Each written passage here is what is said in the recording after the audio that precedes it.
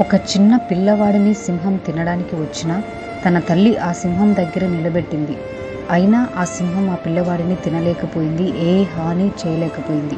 కారణం, ఆ పిల్లవాడికి సింహానికి మధ్యలో ఒక పెద్ద అడ్డుగోడ ఉంది. కాబట్టే సింహం ఆ పిల్లవాడిని ఏమీ చేయలేకపోయింది, ఏ హాని చేయలేకపోయింది.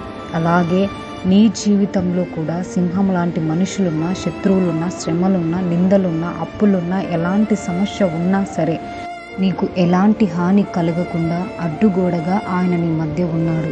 భయపడకు, ధైర్యం తెచ్చుకో. దానియేలును సింహపు బోనులో వేసిన సింహములు దానియేలుకి ఎలాంటి హాని చేయలేకపోయినాయి.